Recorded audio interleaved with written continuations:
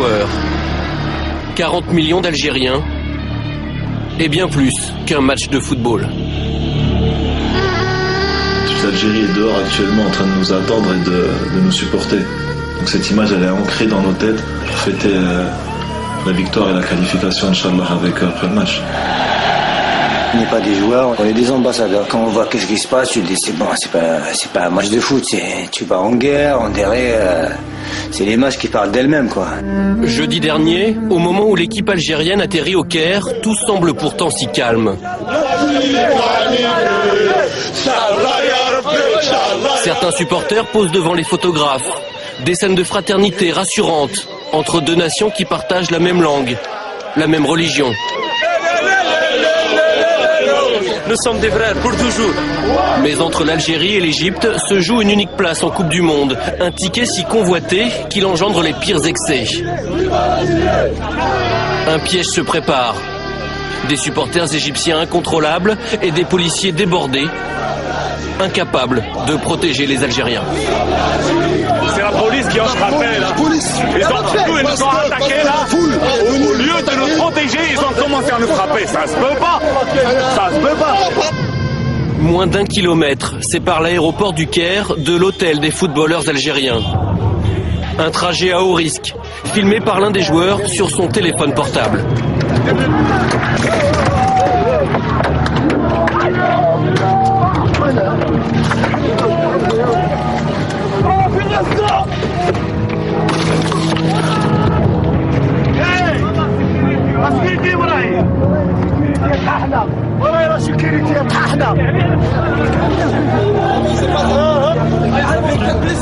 Qu'est-ce qui s'est passé, Majid? Qu'est-ce qui s'est passé?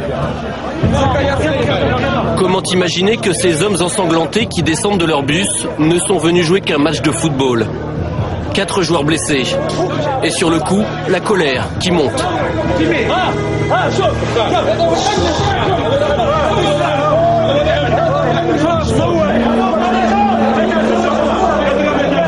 Imagine un joueur, il prend ça dans la tête. Imagine.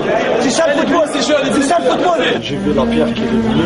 Heureusement qu'elle était un peu amortée par le dos. Et après, elle est rentrée dedans.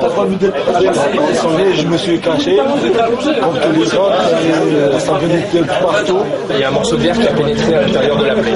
On attend pour la suturer, qu'il y ait une constatation de la FIFA.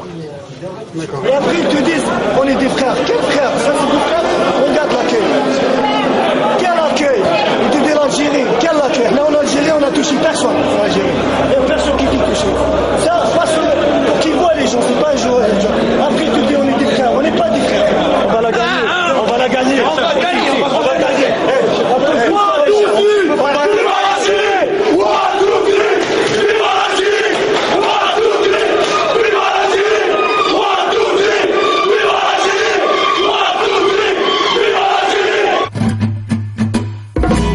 En direct du CHU d'Égypte. Doki, est-ce que vous pouvez nous parler de la blessure de certains joueurs? La vôtre d'abord. Elle est centrale au niveau du cerveau. Il faut commencer par elle. Le lendemain, dans l'intimité de l'hôtel, plus personne ne peut approcher. Ni supporters, ni journalistes. Notre caméra est la seule acceptée. Loin du tumulte, les plaies ont été soignées. Les esprits se sont apaisés. Je suis en train de me remonter le moral. J'ai failli pleurer hier, mais ça va là. Non, alhamdoulilah, tout se passe bien. Impeccable. Même avec un bras en moins, on va jouer. On aura plus de courage. Mais cet avant-match sera de tous les excès. Rafik Saïfi s'en rend compte une deuxième fois lorsqu'il s'aventure hors de l'hôtel. Comme par hasard, aujourd'hui, il y a la sécurité.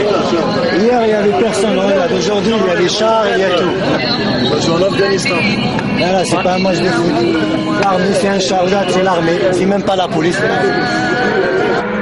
Plus d'1 heure et quart pour enfin atteindre l'immense stade du Caire et s'entraîner. Fais-la sortir, voilà.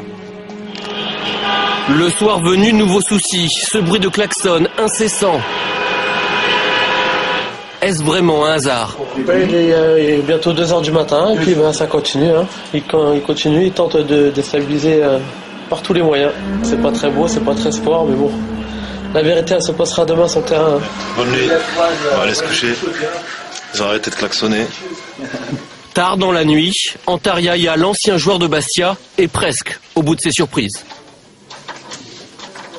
Sûrement, un Égyptien, il a dû prendre ma carte, il a démanié. Ici devant la porte. Ouais. J'étais mauvaise langue, pardon. Jour de match. Malgré les incidents, la Fédération internationale a décidé de maintenir la rencontre. Alors, peu importe les polémiques. Ah mais chez nous, il peut se passer n'importe quoi, il y aura toujours une bonne ambiance, ça sera toujours détendu. On est plus fort qu'eux, et c'est pour ça qu'ils ont commencé à nous créer des histoires. On savait qu'ils allaient nous faire tous les moyens pour nous déstabiliser. Vous êtes l'exemple, c'est l'Algérie qui joue. Et on doit donner un très bon exemple dans le comportement. Tout le monde. Y compris moi, parce que la dernière fois, je me suis énervé. On va aller au match. On va les battre sur le terrain. Et là, on va leur démontrer, on va leur dire, voilà, nous, on mérite d'aller au Coupe du Monde. On est prêt pour le match. La guerre.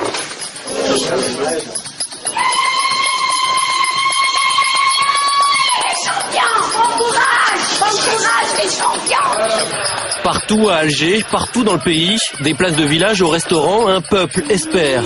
Devant les écrans, les Algériens n'entendront pas leur hymne, couvert par les sifflets de 80 000 Égyptiens. Mais ils assistent, aussi impuissants que leur équipe nationale, au pire scénario possible. Première alerte dans le périmètre algérien, ça a failli être l'ouverture du score. Et Lounas Gawawi en 2 temps. Le premier but des Pharaons, dès la 2e minute. Une défaite par un but d'écart qualifie toujours l'Algérie. Mais il suffit que l'Égypte marque une 2e fois pour que les deux équipes se retrouvent à égalité parfaite au classement. Tout serait remis en cause, un match d'appui deviendrait nécessaire. On joue la dernière minute du match. C'est bien joué par Bouguera, une fois de plus. Allah technique, Allah. Égalisation égyptienne alors qu'on jouait les arrêts de jeu. Ainsi est fait le football.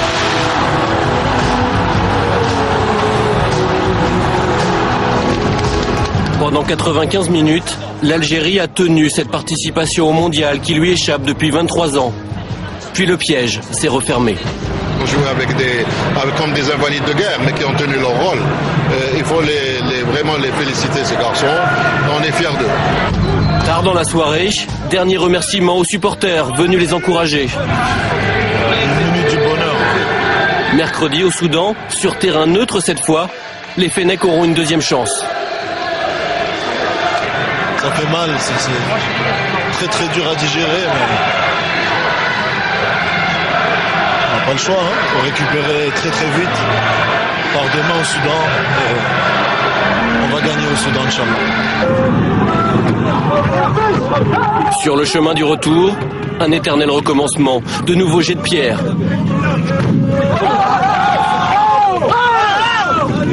Mais cette fois du fond du bus, malgré la tristesse, malgré la colère, s'élèvent quelques chants comme une réponse aux attaques, comme un signe de plus que l'Algérie n'a pas renoncé. Voilà, il y aura donc un match d'appui au Soudan, Algérie et Égypte mercredi. Samir, vous suivez l'équipe du pays de vos parents? Oui, j'ai regardé le match et mercredi aussi je serai devant mon poste en espérant qu'ils puissent se qualifier pour la Coupe du Monde.